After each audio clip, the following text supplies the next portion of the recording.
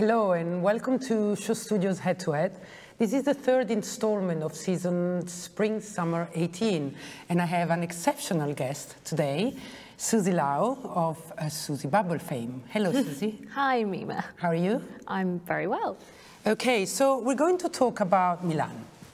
Yes. And you were not there, apparently, still... Well, I didn't do my full season this season, so I only did 2 days of Milan. So I only saw the first 2 days, which is primarily the big draws, the big guns. Although I didn't see Versace, which was, I regret. I was looking at my baby going, why? Yeah. Did I miss this? Yeah, so serious FOMO at that point. But the week, I thought was super interesting when I left because there were so many new beginnings and new starts, and people, kind of labels that are sort of in flux because they've got new creative directors. Well, and that's actually what we want to talk about. So. I would like to discuss Cavalli, of all brands, because just to summarize a little bit, Mr. Cavalli sold to this private equity fund, Clessidra, 2 years ago. Mm-hmm. The new owner installed Peter Dundas as creative director and a CEO called Renato Semerari, who was coming from fragrances, Coty and Sephora and Guerlain. Peter Dundas seemed to be like an obvious choice because he had started at Cavalli. Yeah, that he's was a Cavalli protege, yeah. Completely. And yet, well, it's hard to say it didn't work, but actually what happened behind the scene that probably not everybody knows is that the owner of Clessidra, Sposito, died, passed away, and his children fired the whole management team and proceeded to fire the designer. And then they announced that they were going to hire, I don't know who's the CEO now, but I know that, as we all do, that the new creative director is Paul Surridge, who actually comes from menswear. So Paul's work... He's got a very impressive CV. Very impressive CV. He started as assistant of Neil Barrett at Prada Men quite some time ago, then worked with Raf Simons at Jil Sander, yeah. Always Men, and then became, I think he had a stint at Burberry, and then became creative director of Zegna until Stefano Pilati took over and he was gone. So... a very seasoned hand. Very seasoned hand, but experienced in menswear and coming from minimalism. I mean, it's the opposite aesthetic. So what do you make of that? Before going into his show. I didn't see the show. It was a very, very dramatic change of aesthetic. The show, I mean, they've used that venue before in, I think it was in Parco Sempione, but they kind of really pared it down. They opened up the sides so that it was open air. And the collection itself, although it had elements that we would say are recognizably Cavalli, they were really kind of pared down. The animal print, it was like touches, flashes of it. They were much more muted. The cuts were really, I think a lot more, maybe a bit more experimental. He was kind of playing with, volumes in a different way. And that's sort of the kind of bodycon dress. I think he was trying to do something more architectural with that concept. So it was a very, just such a kind of 180 collection, and it makes me a little bit not worried, but a bit concerned as to what the owners are trying to do with the brand, because I think the owners are trying to. I think they wanted to move away from the trashy, hyper-sexualized, borderline, vulgar woman who's probably not very much popular at the moment, or, it's not that resonating with the new generation. But someone said on our panel our roundup of Milan, someone said, why would I buy this? Because if I choose Cavalli, I want Cavalli. Well, I disagree, because I think that if that Cavalli, it doesn't matter anymore, why would I want that? Or does it? What do you think? See, I mean, this is the thing, is it's hard to gauge, you know, how much of Mr. Cavalli is tied in with his brand, Roberto Cavalli. How much, you know, does that image of him with his animals, you know, with this very like OTT lifestyle, like how much does that resonate with the Cavalli customer? So that, you know, if we assume that it does resonate, then that kind of, that Cavalli customer coming into the store and looking at this, I think would be super confused, no? It probably would, but I don't think it, I mean, it is far. I mean, if we're looking at this, for instance, this ensemble here, you know, it could be, I mean, there's even something kind of Celine-ish that's going on here in the kind of oversized sort of proportions. There is a little bit of, I think there is a little bit of Saint Laurent. There are even those dresses with the shape of the body. It reminds me of what Stella McCartney did a few years ago. Yes. But what I think is that I mean, Mr. Cavalli was there. I have to say that Paul met with him. He went and had dinner with him in his house in Florence, apparently. All this insider information that I don't know about. It's not really insider. I studied and read it, so it's not that I know them, but I read interviews of Paul Serge about this. He said 2 or 3 things that I thought were interesting. One, he said the Cavalli brand only had party stuff. I mean, a Cavalli woman could have as many gowns as she wanted, as many birthday party dresses as she wanted, but there was no cardigan, there was no coat. So I wanted to give her that. Exactly. Is the Cavalli woman going into the store looking for a cardigan? Probably not. I'm not so sure, and I don't know. In a sort of fashion landscape where there are so many brands and people are fighting for like your eyeball time, like I think you really need to know what you stand for. And you know, I think there are a lot of brands out there, and I'm afraid to say I think Cavalli is one of them, is that, you know, there are a lot of brands with a bit of an identity crisis. You know, what is their DNA?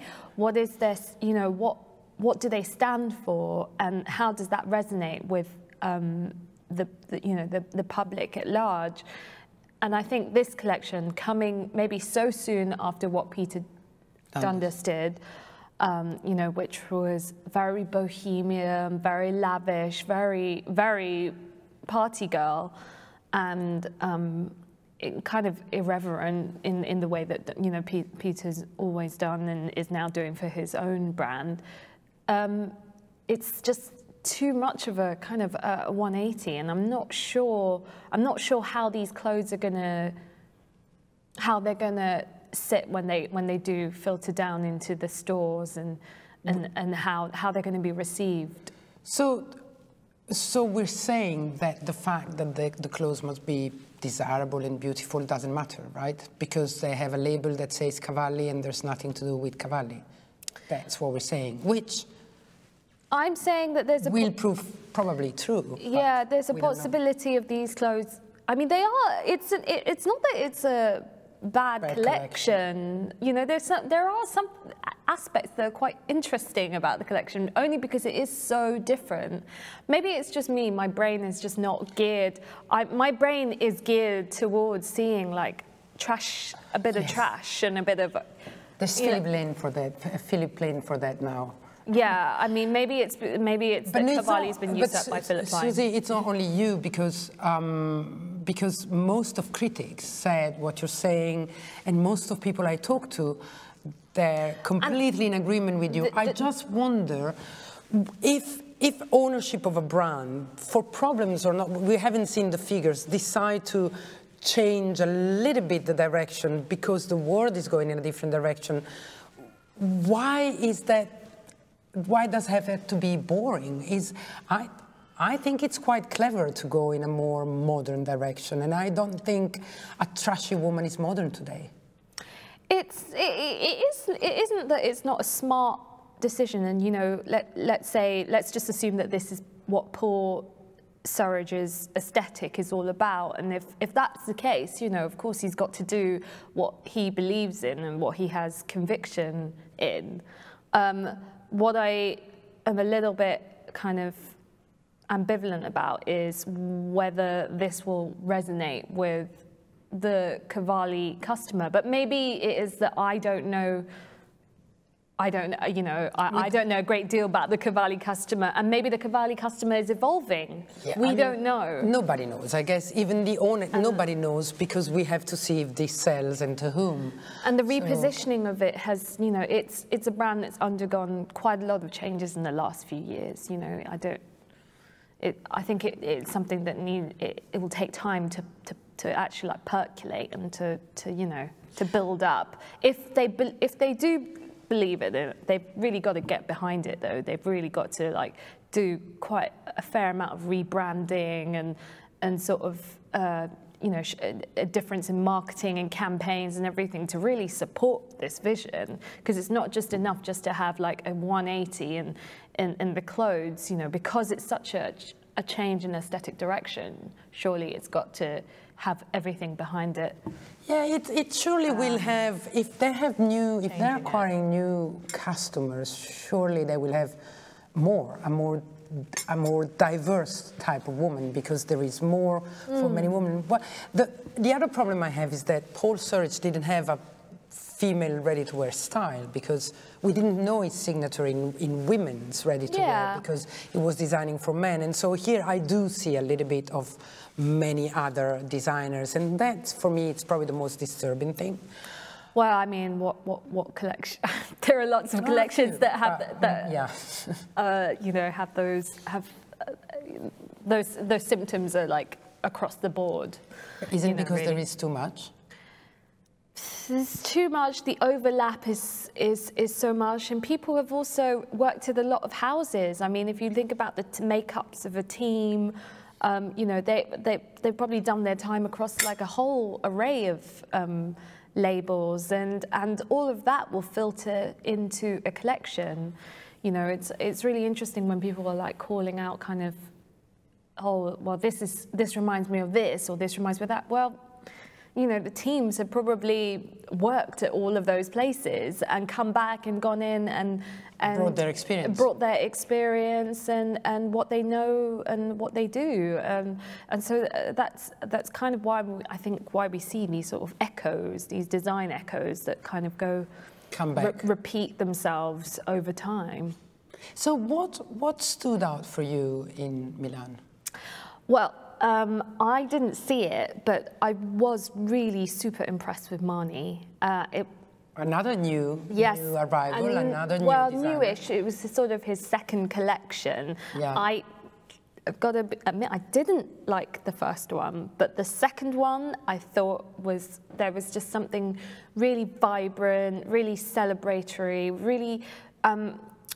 It was, and I think, really true to what Consuelo built up, you know, as the Marnie Spirit. You know, that kind of off-kilter woman, a little bit bonker, a little bit bonkers, you know, penchant for prints, a slightly off-kilter silhouette. You know, the proportions in this collection were really interesting, and I didn't see I don't know what it looked like in movement, but just from the kind of front on, you could really see that kind of sort of slightly oversized at the hips and then dropped waist he was playing with. I think the far from the body typical thing. Yeah, and I think he was talking about kind of, you know, 50s cocktail dresses and mixed with a flapper silhouette, and then also, you know, skater girls as well. So, you know, a real mishmash of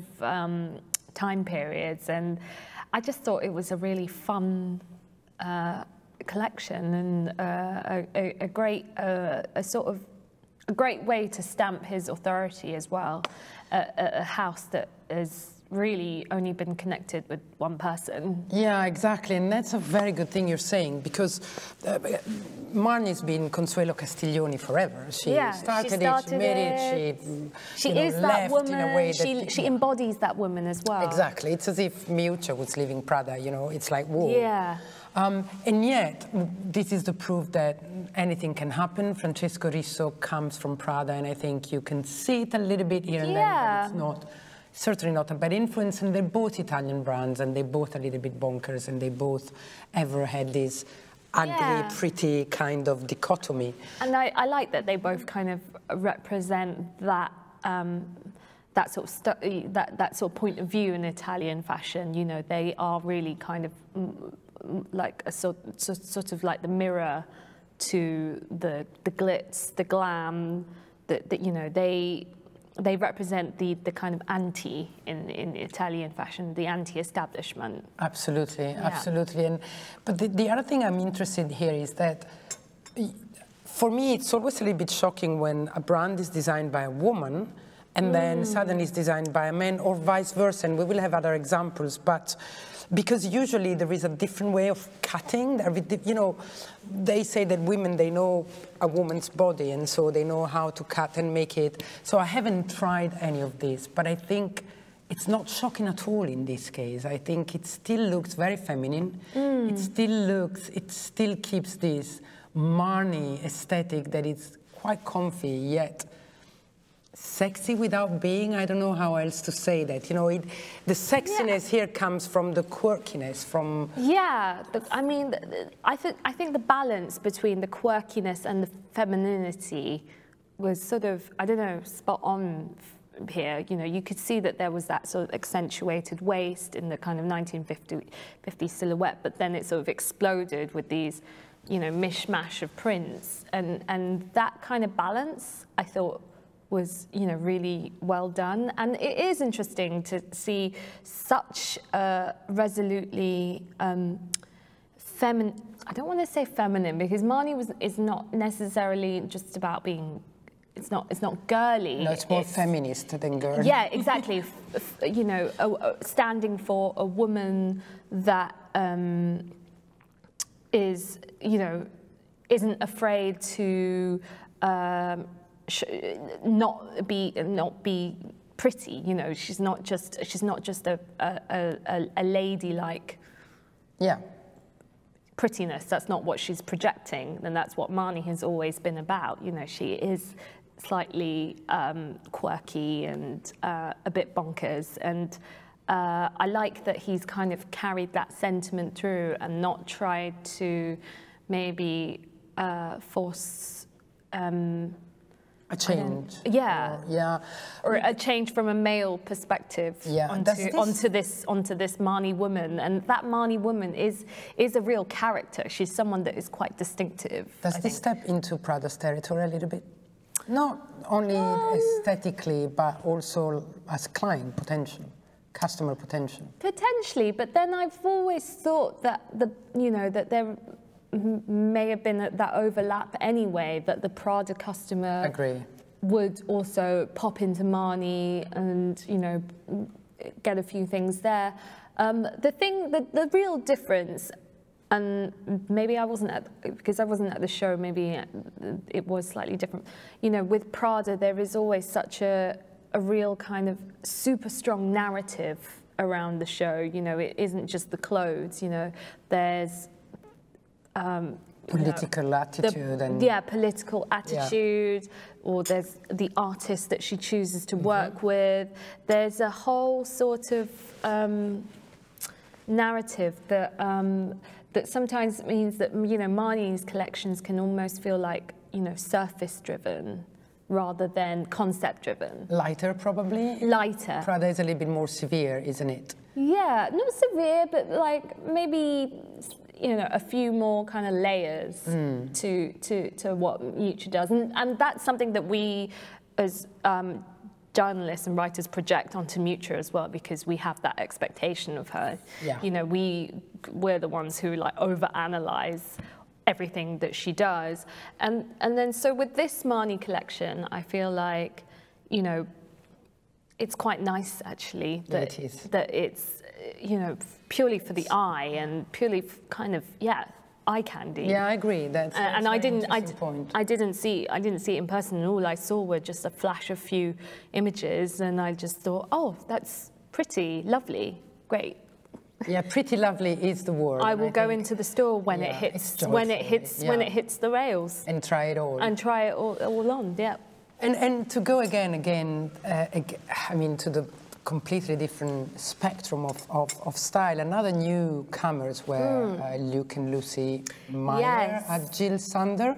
Another one I did not see. And not surprisingly, was one of my favorite collections. Not surprisingly, because I wear white and black mainly. But I thought this was a very good example of sticking to what the brand stands for and bring it forward. You know what? It's a bit of a weird one. I think it was great to see the slate being wiped clean at the house, and really this kind of husband and wife duo, Lucy and Luke, putting a stamp on what they think Jil Sander should represent today. My only slight niggle, and this is probably gonna sound very blasphemous, is that Jil Sander, you know, when she first created what she created, you know, it was a real shock to the market. It was a real kind of game changer. 30 years ago. Exactly. And what has happened since then is that kind of blueprint of minimalism has been co-opted by a lot of different people. And, you know, when you have you know, people like Cos and Arquette, you know, that kind of whole H&M Scandi thing, replicating that DNA, you know, so rampantly and on a completely different price scale, you know, my concern for Jil Sander is, you know, where do they sit then? How do they stamp that? How do they once again own that minimalist space? And it's been a bit of a tricky ride since Raf Simons left the house. Well, it's funny you're saying that, because we had this discussion before. I'd be interested to see what their sales are like. Well, exactly. It's been said, why would I pay that price when Cos does it as beautifully? But my take here is that they won't. Because, I absolutely don't think they will. But I, you know, I think that if this is made the way I hope it is made, and this is the real original minimalism that some of us choose to wear, then the fact that it's a brand, the fact that it stands in a certain way of producing that comes with the luxury price should still mean something, because otherwise nothing means anything. You know, the high street is doing Gucci, is doing Balenciaga, the high street is doing, you know, this. And the thing about it, though, is that this particular aesthetic, you know, easier? Not easier, but it tricks the eye, and it tricks a lot of customers' eyes into thinking that you can get it for a lot less than, say, like an embroidered Gucci gown, which, you know, it looks like a lot of work has gone into it, but even though just the same amount of work could go into like a trench coat from Jil Sander or a shirt, you know, it's the kind of aesthetic that sometimes I think does get a bit lost on the rails. Yes, apparently, as you said, I wasn't but I there really and liked touched it. I really liked it. The aesthetic, yeah. But people that were there and touched the collection, they said there is a lot of jacquard, there are embroidery. I mean, there are some complications that probably they thought about this, like it would not cause, you know, where Jil Sander. But you know, to go back to what we were saying about Cavalli, they did what, you know, people think that Paul didn't do for Cavalli. So they were faithful to the DNA of the brand. They were faithful to that client who's been missing it for a while, you know, ever since Raf Simons left. So it's good. I mean, if I were Jil Sander's aficionados, then I would say fine. Yeah, and there was still a lot of kind of interesting, elements to the collection. You know, if you look at this collection here, this portion here with the kind of macrame and the sort of styling details that make, you know, lift up those more pared back aspects of the collection. No, I really, really liked it, and I think they're a really interesting, a really appropriate appointment to the house, and I think it's what the brand needs. I'm just sort of thinking out loud in a, you know, it's the sort of conversations that we all have about Jil Sander, like kind of behind the scenes, you know. Yeah, but when was the last time I went into a Jil Sander store? And I'm thinking, that's a good point, but maybe this is a good moment to go back. It would be great if we did see a kind of revival and you know, a renewed interest in this house. And yeah, I believe there's a Jil Sander exhibition that's about to open in Frankfurt. In Frankfurt, yes. Yeah, and to remember, you know, how revolutionary, you know, she was and still is. I mean, she was essential at her time. And I also read somewhere, and correct me if I'm wrong, but I think I read that she is consulting with them. She is really? One of their, like, silent or secret, or not like secret, if I know about it. Yeah, advisors. So on the design side of things, or more like on the... Oh, I guess if she advises them, it's more on the design side. I wouldn't probably, I don't know. I mean, she was the founder and the, you know, creative director of it for so many times, and back and forth and back and forth. So you know, and again, I read their interview, and they were talking a little bit like Demna was talking about Vetements at the beginning, like, we just want to give you clothes, you know, we don't want too much blah, blah, blah around that. We want to give you clothes, and we want to give you well-made clothes, and clothes that are faithful to the brand. And that's something that she would have said 30 years ago. So, so I don't know. I mean, again, as for Cavalli, we do not know if it works or not yet. But it's an interesting beginning for them, and as with all things, need time. You need time to bed it in. Yeah, again, I'll be interested to see how these clothes like shoot and how they look in like campaigns, editorials. You know, it'd be nice to see that kind of more, that sort of renewed editorial interest in Jil Sander that had completely disappeared. That perhaps has been lacking since, you know, since Raf Simons left. There was a big shock when Raf. Yeah, I mean, because he was, he was, you know. I think it was extraordinary. Yeah, exactly. It was a beautiful alchemy there. You know what he did at Jil Sander. It probably brought it to a little bit more unexpected level. You know, the thing with this show is that, as good as it was not unexpected at all. So we always want a little bit of surprise when there is a newcomer, a new designer. There's this expectation that was a little bit, you know. But, yeah, I mean, that it's a sort of a bit of a, you know, a bit of a kind of not a curse, but what Raf did at Jil Sander, because nobody expected it. Now expectations are kind of maybe constant. Well, those that remember those shows, that went to those shows, are now like super elevated for Jil Sander. But then you're thinking, well, actually, if we think about the true spirit of the brand, you know, it's like what you said. Jil Sander just wanted to create clothes to be worn, to be bought, you know, and to be worn in a sort of perfunctory, utilitarian way. So maybe we should kind of scale back our own, let's say the industry's expectations, and look at the clothes kind of independently. Yeah, let it be. And look at, and just say, wow, those are beautiful clothes. Those are, you know, really super well made. And but that's, again, that's a sort of symptom of a lot of collections, you know, where we have super high expectations for, I don't know what, some kind of pivotal moment, or I don't, yeah. Yeah. But then it never comes when you're at the show.